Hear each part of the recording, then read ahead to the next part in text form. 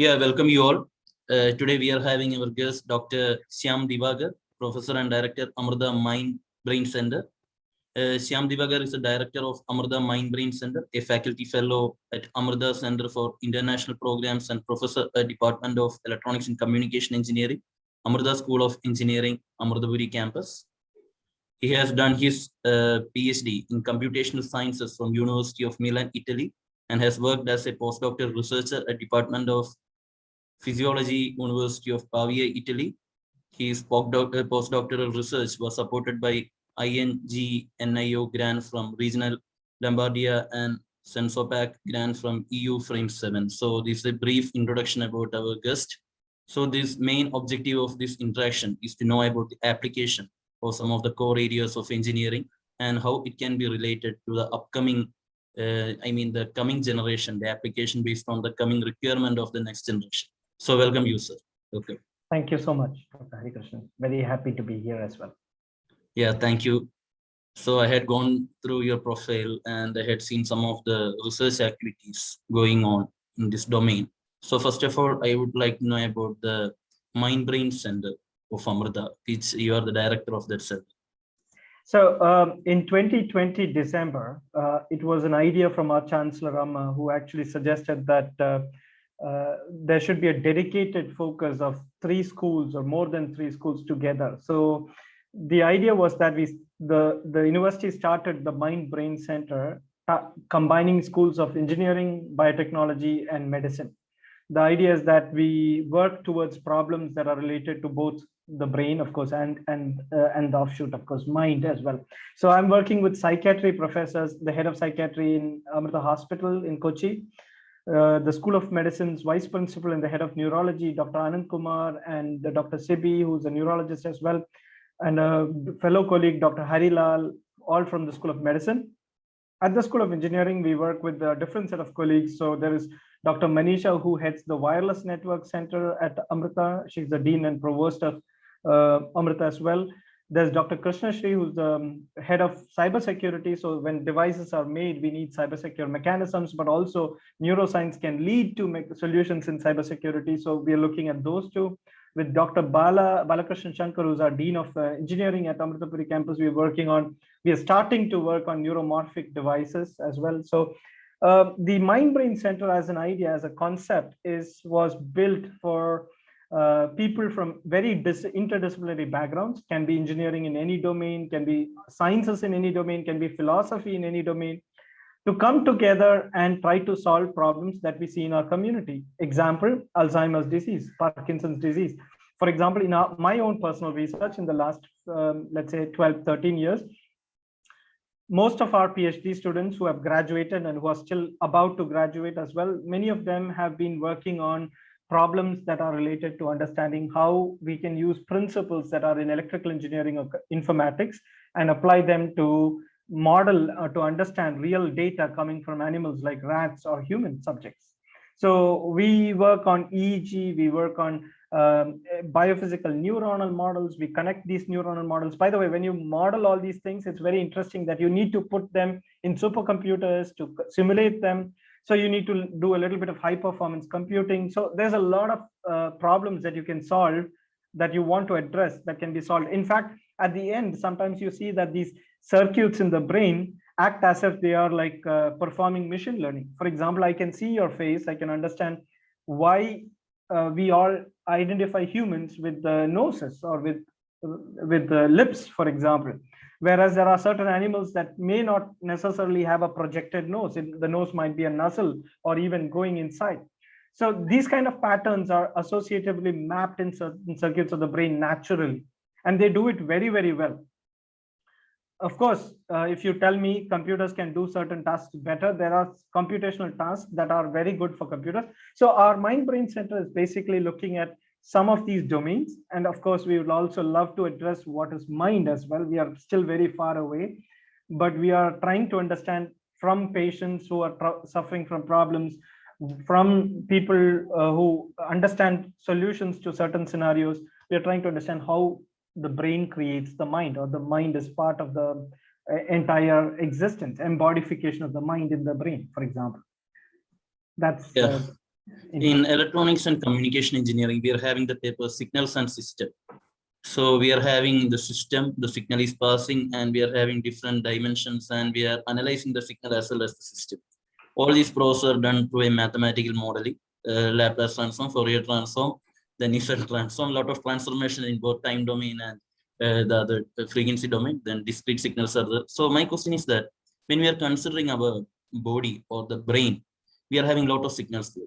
So it is somewhat related to signals and system. Basically, the system and lot of signals are coming, and this signal is generated. Thousands and millions signals are generated in our brain or thought process when we are speaking, when we are writing, when we are thinking, and these are not uniform. Also, different people will be having their own perspective, their own unique characteristics. So how we can group this? It's my question regarding a concept. While we are making a cluster or group, like emotional intelligence or emotional feeling, like psychiatric thinking, the a common graph. When we are drawing a graph, there will be a common group. Is it anything like that? Absolutely. I mean, signals and systems is my bread and butter. I mean, basically, I work on the principles of what you study in, let's say, what I studied in my third year of engineering. Typically, Fourier transforms, very, very important. So if I ask some, we both had a common mentor at some time, and he used to ask me, Dr. KP Soman used to ask me, do you know what Fourier transforms are? So he used to tell us, this was way back in 1999. So I believe it's, so he used to tell me, imagine a beautiful lady that you watch by your eyes. So your perception of beauty is based on what you believe on, what your constructs are. So let me use that as an example to understand Fourier transforms. And you would say Fourier transform is taking, I mean, we all know this definition. We take an unknown signal and we represent the signal as a set of known sines and cosines. So sine and cos signals. So basically, this is exactly what we do in the brain as well. So we have several unknown signals. So for example, every neuron is so detailed. My entire PhD is on a single neuron in the small part of a brain called cerebellum. So you can assume how complex the brain is. You can put in, let's say, that's the beauty about neuroscience or neuro-inspired AI and stuff. You can put, let's say, millions of people to work on the same problem, and you're still having different solutions. So yes, signals and systems is a very important course. I feel that it's very critical that students understand it, not just for passing an exam, but also for understanding how the world operates. So basically, you take data as signals, and then whether it's biology, whether it's mechanical systems, or whether it's power engineering, you don't care. The signal is a signal, and then you apply the technique and you get a result. So except in the brain, for example, in a small square millimeter of your tissue, you have approximately, for example, in the cerebellum granular layer, a square of 800 micrometer cube by 800 micrometer cube by 800 micrometer cube, which is 800 micrometer in one side. A cube of that has approximately 8 to 10 million neurons. Each neuron can be doing different things. So even I can extend your example. Even for a person, your morning person 1 hour ago is not the same person that you are in the afternoon. So how can you take a signal and say this signal is a characteristic of that person? This signal is characteristics of that snapshot of that person at that time. So automatically, this is what you want to analyze. You want to analyze a person's emotional response or person's way of modifying a sensory input. Like, for example, let's say you have a very normal, very sensitive skin. Even a small dust settles on your skin. You touch your skin and it causes an itching. That perception is the brain perceiving that there is some external foreign object in your skin.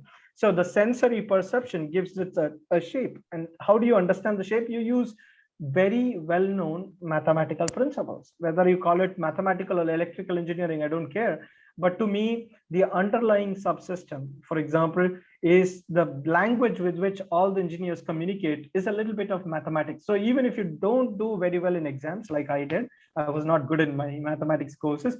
But even when you don't do it, if you understand the need and where you can apply it, it changes the problem. That's what we do at our center. For example, 5 students have graduated out of with a PhD from my center in the last, let's say, 5 years. And 4 more are graduating next year. All the 9 that, if I remember, if I pick it up, It's basically applying something that we learned at the first year undergrad or second year undergraduate course, and applying that for a specific problem, to solve a specific problem, whether it's robotics, whether it's walking, whether it's understanding how rats perform auditory and visual inputs processing based on data. So yes, that's the big answer. Your understanding of the course is critical. Translation of the mechanism is critical, and then of course you need to collaborate with somebody who also shares the other perspectives that you don't know. Once you do that, your solution is almost your idea becomes a model, and with the model the power of prediction comes in. Anyway, that's Yeah, exactly. It was a good elaborative explanation for this concept. And there comes the modeling. When a signal is modeled, using some mathematical modeling is happening. So in the case of brain and mind center, the projects coming there, or the computational methods which you are using, what is the real platform for the computational mathematics which you are using? Like what softwares you are using and what type of projects? I mean, like the computation, everything as sir has mentioned, the language, mathematics, more or less as a subject, we are solving a problem and getting the solution rather than understanding the concept. And like a language, we need to be able to read a scientific paper. So how that collaboration is happening in the your centers? so. We do different problems. One of the projects that I have since 2019 is a project with 15 partners in Europe, 14 partners in, not in Europe alone, Europe, China, Mongolia, Paraguay, uh, Israel, and apart from that, India was also there. That's called a VNet project, the Internet of Us. It's a Horizon 2020 funded project from European Union, where we don't look at brain itself. We look at behavior. We look at human behavior from coming from apps and data platforms that are related to questionnaires and stuff. So for that, we build our own apps. There's a iLogger platform that comes from Trento. That's basically a data collection app on a mobile phone. We build pilots out of it to understand how students behave. For the neuroscience part, I believe in the philosophy of free and open source. So wherever we can, wherever we need, we have to go. I recommend that the team uses available platforms and solutions. For neuroscience, we use a platform tool called Neuron Simulation Environment. It was developed by Yale. We have been contributing components to it, but primarily it's I would definitely, if you are asking about general students who are graduating and looking at signals and systems or big data analysis and neurological problems or hospital information systems, I would definitely recommend the following things. Don't go very specific. Knowing certain tools like MATLAB, which are MathWorks, is really great platform. It's very critical, very nice. But you have free and open source equivalents like Octave or R that you can also use, and R is pretty good as a platform, or Scilab, for example. So I would say Python in our unit, in our lab, in our center, most of us, we work on Python, R, and MATLAB. If some cases MATLAB, because I did most of my postdoctoral phase in MATLAB, so I still have a bit of that remaining, but I don't think MATLAB is something that you can ignore. It teaches you to learn how to use ideas without understanding what to program. Python is really good to put down logical ideas. So for example, if I ask a student, calculate a path going to a shop and optimizing a biryani construction problem. So which means that basically I challenge in my mathematical modeling course, let's say you're going to a biryani shop and you're making biryani for one person, and you are new to cooking, which is the case with many men in India. And you want to optimize this for, let's say, 200 people. How would you optimize this problem? Because you don't want to screw up your first dish that you're making for 200 people. So that is something that people can, that is a way of understanding how to write it down. How to write down the problem is a way of understanding programming. And for brain sciences, or for, let's say, medical analysis, data analysis, you may have to definitely look at that aspect as well. Forget medical data analysis, even for designing next generation social media. So for example, the VNet project is about building a context aware social media, open source, meaning our idea of Facebook and LinkedIn and other platforms are not the way we want it. So the European project was intended to build a social media platform. University of Trento is the lead partner, but we have several other partners as well. EPFL in Switzerland, London School of Economics in England, Imperial College. There are quite a lot of other partners that we work with. Aalborg, that I directly correspond with in Denmark. So Trento and Aalborg are leading the part that I am involved in. So doing this, we understand that it's not the platform that matters, but you need to have a generic idea of how to understand a problem, writing it down.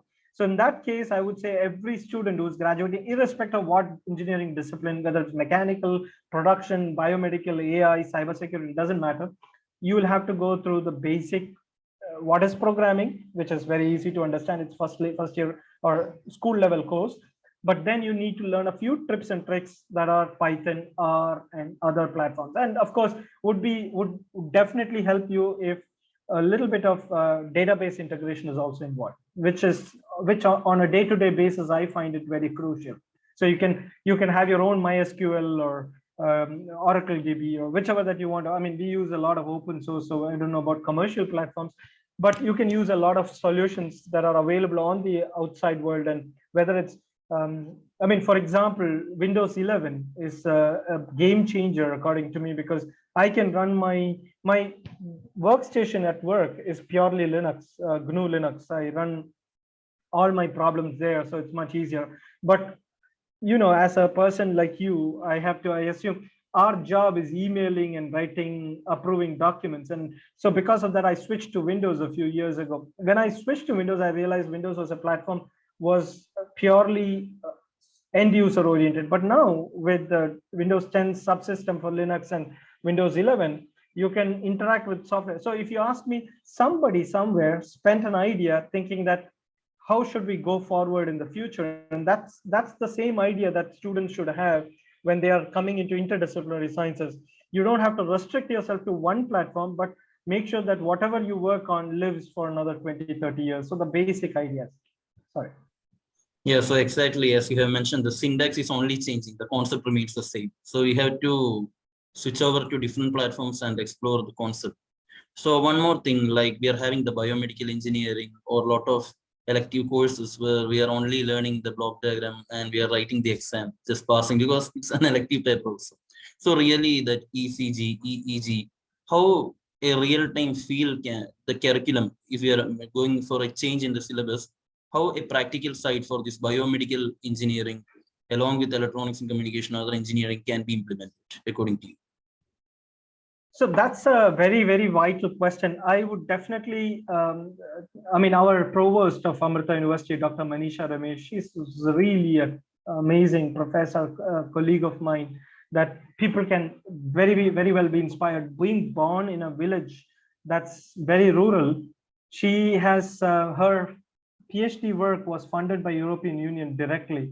And going on, she took up so many responsibilities that she's now among the top 2% in the world. And she's the one who runs our MTech in biomedical engineering. So I'm just going to give you an example of what she did before she started this program. Since 2007, she realized that she and her team, of course, there's quite a big group, part of what is called wireless networks and applications.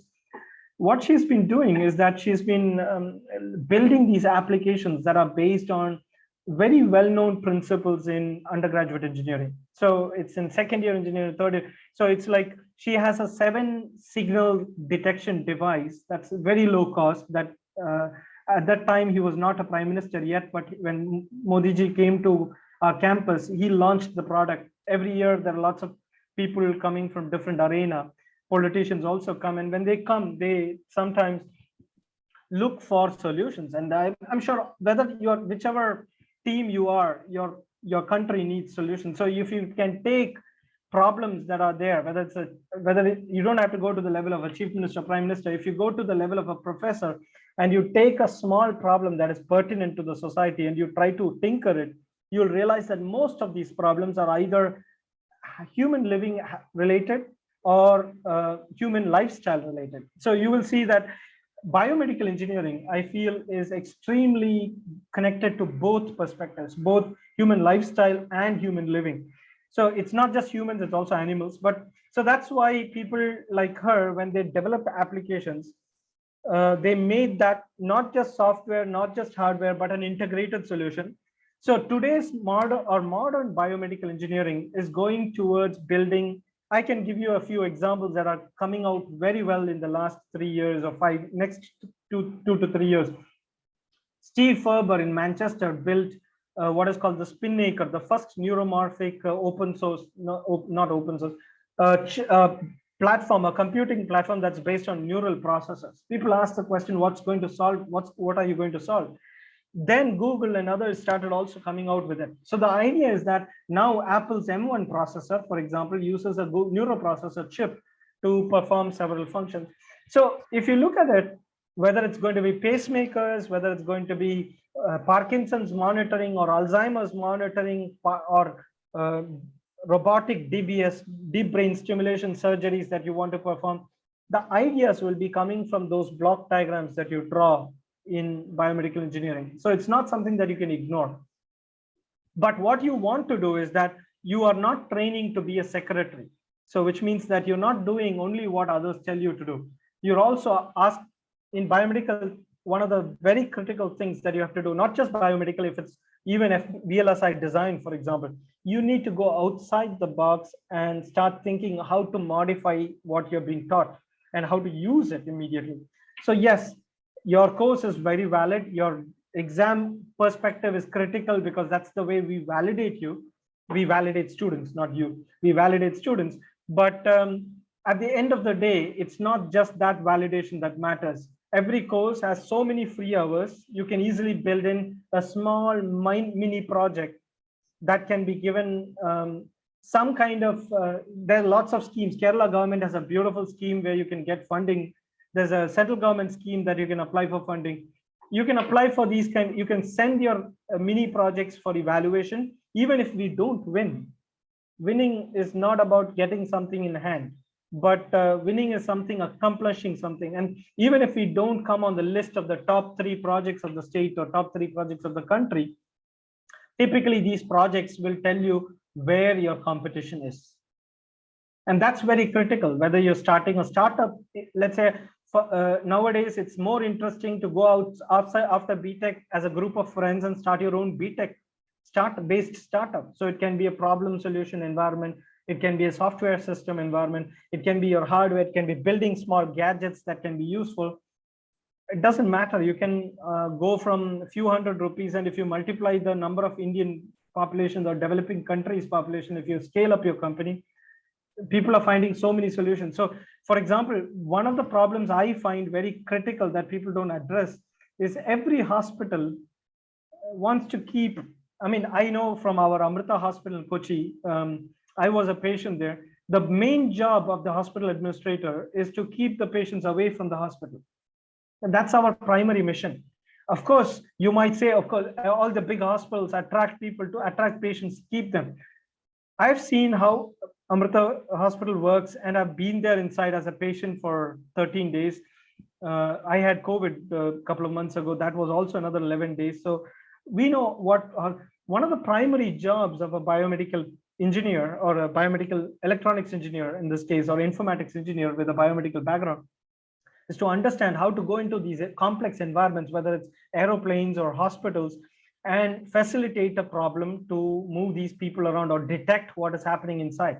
So sensors and IoT are coming up a lot. Embedded sensors are coming up. They're low cost computing hardware. Now with 200 rupees, you can run computers that are very powerful on like a mobile phone. You can use a really strong computer. So now with all these hardware availability, problems are still becoming open, still more open. So you can learn some of these techniques while you're doing your biomedical course using your own mobile phone. For example, let's say a student in Milano, I remember 2009, I was out of the department, was looking at a problem for evacuating people inside a plane in case of an emergency. And that was bought by Boeing for a lot of money, or airplane company for a lot of money. It was such a simple optimization problem. He would say, hey, I'm a math professor. What am I doing with airplane companies? So yes, you can take your biomedical problem, go to a hospital. If you can cut down the necessity for doctors to wait 1 hour, you are saving at least, let's say, a few lakhs of rupees for the hospital. And that's not just for the hospital, but also for the patient. Simple idea. So the main concept is that the problems are common, but the solutions are endless. As we can find lot of solutions for a common problem in a creative and innovative way. And that's what happening in your center also. I feel like that because while explaining the concept. And the thing is that the other side, as you know, students from different backgrounds are coming for studies. They will be varying in their intellectual level, the creative level, the medium of communication level.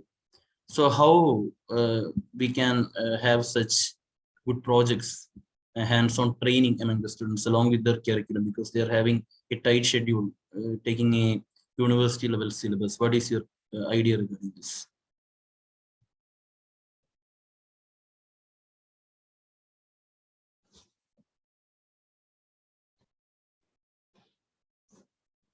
So basically, to answer your question, I would definitely say whether you're rural or urban, the challenges are being reduced by the digital divide. So there's those students who think that their talents are limited should rethink themselves, because I feel innovations can come if you're from anywhere. So one of the challenges, one of the things I recommend is all students should start at the first year itself to get involved with the faculty members there, faculty members in other institutions, and start doing mini projects even as part of their course. For example, there are several courses that would be the first year mathematics can be converted into a programming course. The first year physics can be converted into virtual laboratory design. You can do a lot of things that you want to do. The second year is going to be much more challenging because they learn a lot of nice topics. So for rural people coming from rural areas, I live in a rural fishing village here in Kerala. I have seen that there are language barriers or educational situations that can exist, but those students that I found who could take the initiative to come forward, they have definitely gone places. For example, I still remember a professor from a Badiga village who's from close to Coimbatore, a tribal village near Ooty, uh, becoming an amazing professor with his degree in, I remember one was in Finland, one was in Switzerland, I believe. So I wouldn't say that if they could overcome their forest and land and their limitations as being in a desolate area, Kerala is much more well connected. I'm saying that not to say Kerala is better, but I'm saying some parts of the country is much more easier to help you overcome some of these troubles. So internet issues, I mean, last 2 years, 1.5, 2 years, we have been suffering from COVID, but we didn't stop. Professors have been struggling, students have been struggling, but they didn't stop. So the same attitude is to be there in these courses. So one suggestion I have is that if you want to have a successful post BTech career, start early in your BTech. So first year itself, go talk to your professor, sit with them, see if they're interested.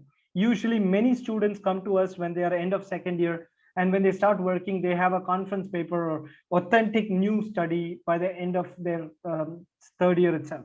So final year, they're already into a serious project that they can take over as a startup or an innovation. So something like that should be the focus of modern day BTech students, that is post 2020 BTech students, because that's inevitable. The other thing that I would say is that please be original as much as possible. You'd like to copy people, but you don't like to see the same movie several hundred times and act the same movie in a screen. You would like to improvise. So definitely when you're doing, when you're looking at papers and other things, please make sure that you read the paper the way they have written, but you interpret it the way you feel it is to be interpreted. Don't copy a paper, don't plagiarize the style either. And style is very critical. If you see big actors like Mohanlal or Mammootty or Rajinikanth or whoever it is, they tend not to plagiarize too much even from their role models, from their previous role models. So it's the same thing that you have to do for sciences as well. And I feel projects, it's extremely critical that you become the hero in your own story, and that's very, very important. That's the only shortcoming. I say language is not a barrier. Ability and the ability to overcome your laziness is a big barrier. I find it very hard with me. I'm not talking about students. I find it most of the time I'm able to overcome when I overcome my ability to overcome my laziness. But that's a case study. I'm sure most of the students are much more active and talented. Yeah, exactly. And when we are talking about the computation, we are having computational chemistry or long back, and now I think we are having computational biology also, because everything is must be in computation, computational physics, computational mathematics, because mathematics we are doing, but actually we need to get a feel to a lot of simulations, and rather than doing just under or by hurting the formula and doing the problem, that interpretation or how the really what is the application, because in a layman point of view, most of the questions coming, we are learning a lot of sine theta, cos theta, integration, differentiation, where we are going to apply. Generally all common people will be asking such questions, and you're learning engineering where you are going to apply in software. You are first initially you will be learning some program, and this too can happen with any other degree. So how that computation or the computation in any subject, what is your opinion regarding that computational skill? You're asking, probably you should ask this question to our mentors. So I would say Dr. KP Soman and Dr. KI Ramachandran set the initial platform for many engineering students to come into this world of computation when I was studying, let's say 98, 99, those periods.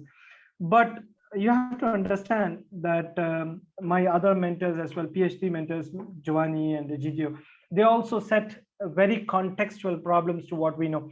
So computation is inevitable. Every part of us today is computational sciences, computational basics. So if you understand what is computation, you will not be scared about it or not be concerned about it, because it's there as part of everything. Whether you're operating a lift, whether you are touching, going to a mall, whether you're using a car to drive somewhere, computation is there. Google Maps is there. The computation engine is there.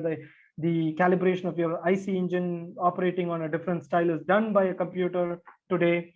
So all these things are computation. So I'll tell you one path that I chose, and I'll also give another alternative.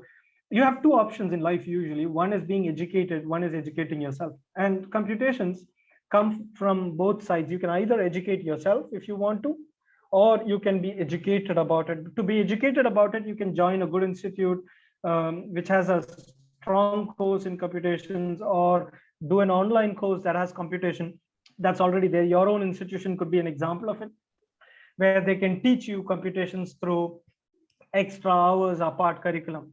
But in curriculum, we have some basic context. So I'll tell you my perspective of learning, self-learning computations while you are part of the Holy Grace institutions, for example, is that you look at,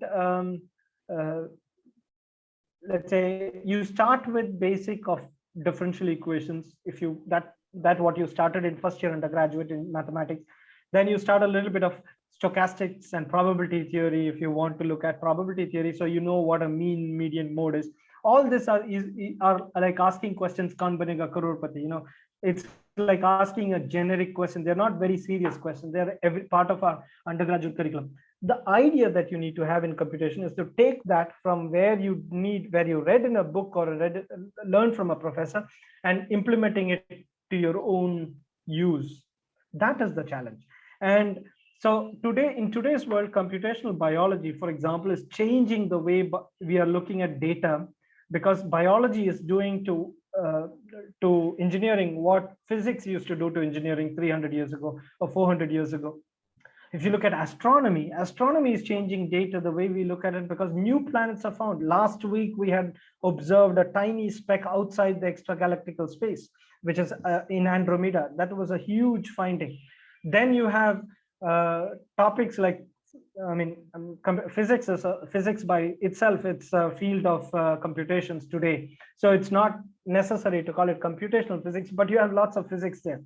But if you look at medicine, if you look at insurance, if you look at finance industry, if you look at everything is computational finance, everything is computational medicine, translational techniques using computational medicine.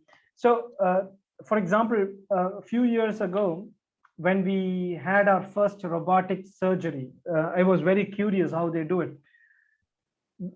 My colleagues, Dr. Ashok Pillai in the hospital, he's a professor of neurosurgery. he told me, look, if you want specimen samples, you need to move your lab and come to Kochi. I live in Kollam. So he wanted me to move to Kochi. And I told him, look, I don't want to be inside a hospital environment because you're distracted, not by the lack of problems, but because of problems. You come into, so just like that, letting to tell you, if you take a computational domain, next 40, 50 years of your life, you'll never be upset about it because computations will be always there and your problems will be endless to solve. You can pick out whether it's an earthquake or landslide, like the way some of my colleagues in WNA are doing, building a Idiki landslide sensor system that just predicted before this recent floods, we issued a warning. All that is based on models and computation. So you can look at earthquakes, ocean acidification, you can look at disabled community, people with disabilities, like for example, people who have paralysis below their neck, people who can't walk, people who have Alzheimer's dementia, who have memory loss. You can look at Parkinson's disease. You can look at logistics of a city, smart city problems. All these are computations. So I cannot say in today's world whether you can isolate computer